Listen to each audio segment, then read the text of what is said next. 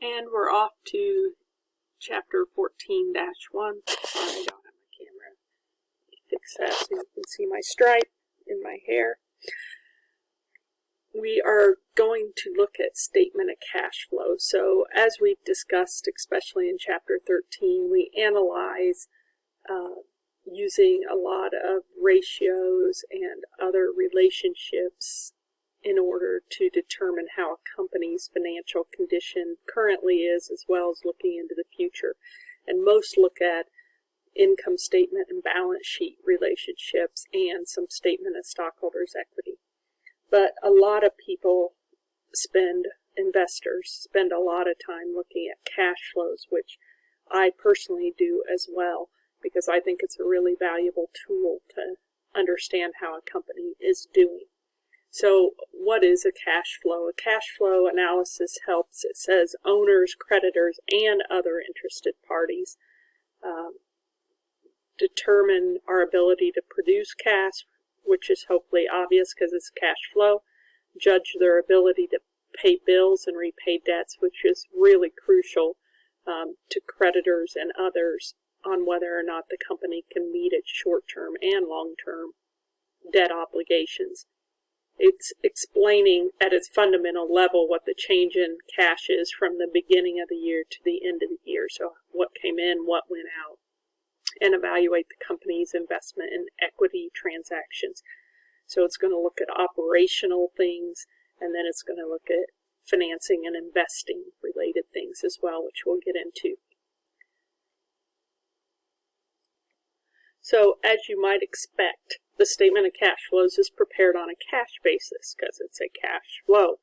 So our income statement, balance sheet, equity statement, they're all prepared on an accrual basis, but cash flows is not. It is on a cash basis. So there's going to be some adjusting that has to take place from what we know. It reports cash in and out of the company, and like I said, it has three categories. And we always remembered it as OIF, O-I-F, so operating, investing, and financing activities. So let me hop over to this statement of cash flow summary, which is in Canvas, so you shouldn't have to write it all down. But this is, to me, the kind of Bible for remembering how to mechanically do a statement of cash flow. So let's start by talking about operating activities. When we talk about operations, we're talking about day-to-day what's going on. So revenue and expense is obviously a day-to-day thing coming from the income statement. So that covers all the income statement items. They'll be in the operating section. And then current assets and current liabilities. We know current means less than a year, so that means how we're utilizing our assets and paying off our liabilities within the year, which is operations. So those four items and the changes that happened in them will be in the operating section. And then we invest in long-term assets. So we invest in plant assets, we invest in long-term investments and intangibles and things like that that are greater than a year out.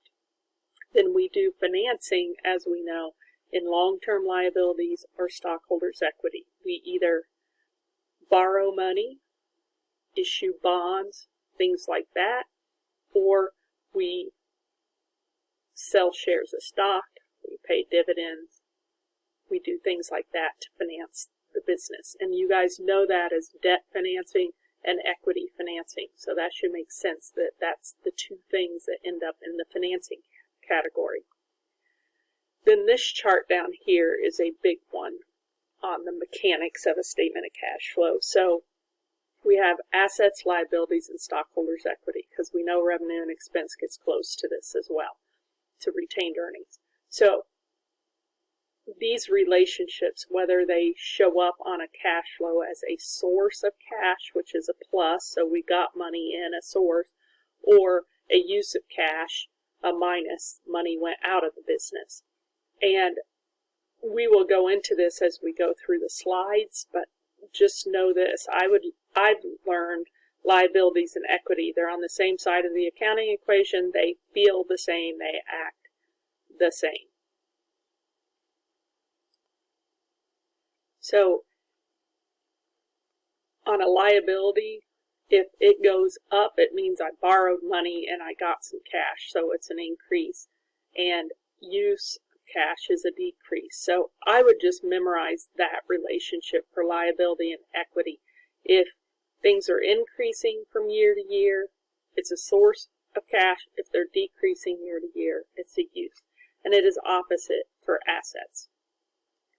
So what do you need to know? You need to know that there are two different methods for preparing a statement of cash flow. We had 4 methods for depreciation. We had 4 for inventory costing. There's different methods to choose from that are acceptable under GAAP. So there's 2 methods for cash flow. And listing cash flows from operating activities as cash receipts and cash payments is the direct method. And listing them by starting with net income and adjusting for non-cash is called the indirect method. GAAP, generally accepted accounting principles, prefer you use the direct method. But the catch on this is that if you use the direct method, you have to supply a supplemental schedule showing the indirect method more or less. So what does most companies do? They just say, well, then why don't we just do the indirect method? So that's what most companies do. I have never had a client, I have never really analyzed any financial statements where that is not the method that they use as the indirect method. The key is these 2 different methods really only result in a difference between, and I would probably add this to my notes, between the sections, the look of the sections on the operating activities. Financing, investing are the same under both methods. So I would make sure I know that. So as far as the direct method and the indirect method go, here's what one would look like in general. And we have cash receipts, and it lists what we got them from, and cash payments and what we spent things on. And that is truly just cash accounting transactions, cash basis.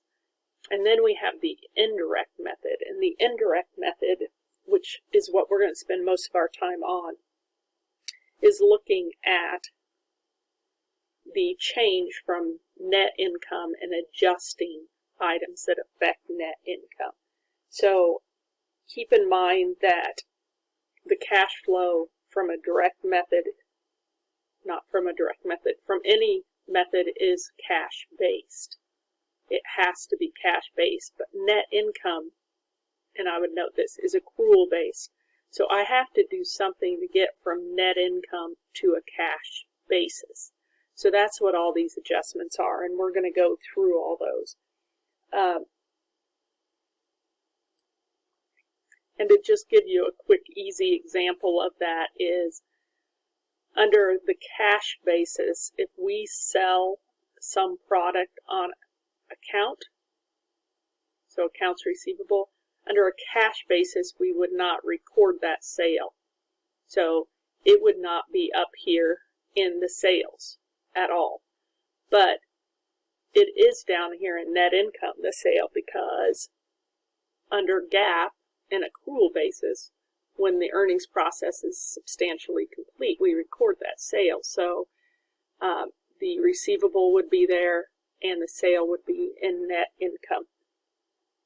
So that's just kind of one of the obvious differences between cash basis and accrual. The other thing I would make sure to write in my notes is this cash provided by or used for operating activities under the indirect method will be, and I draw a line up to this, will be exactly the same as this cash provided by or used for operating activities. The only thing that's different is how we get to that number. But because the cash flow is cash-based, that number ends up being the same between the 2 methods.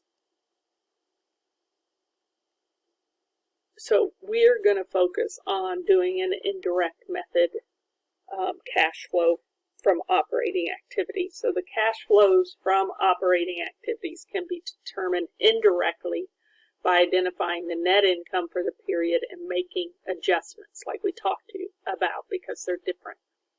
So since net income's on an accrual basis, we're going to adjust things to get it to a cash basis.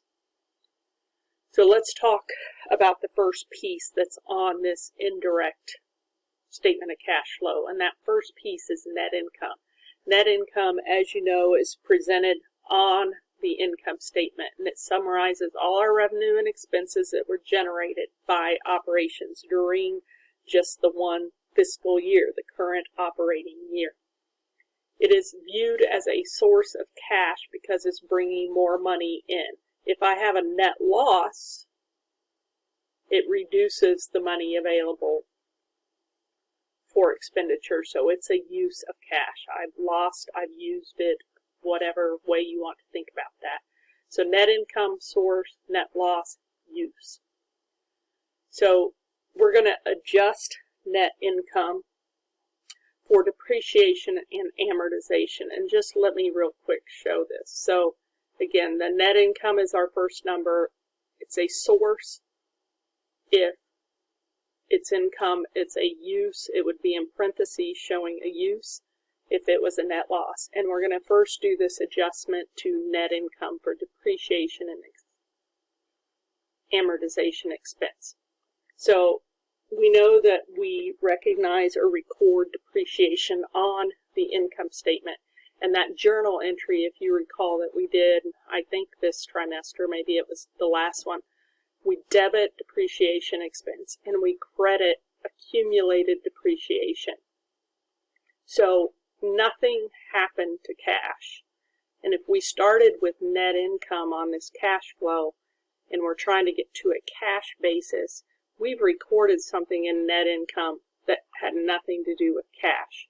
So ultimately we end up adding that expense back because there was no cash used for that cost, for that expense. So it is a source of cash every single time. It will never be any different. And then I would make sure that I know also it's the same for intangible asset amortization. So when I amortize something, same difference. It's a source of cash. Nothing ever happened to cash when we recorded the entry, so we need to put it back into the net income and not take the expense out. So that shows you the entry and the fact that there is no impact on cash, so we need to add it back to net income for cash flow purposes. So analyzing all our changes in current assets and current liabilities, I'm going to do another video on that.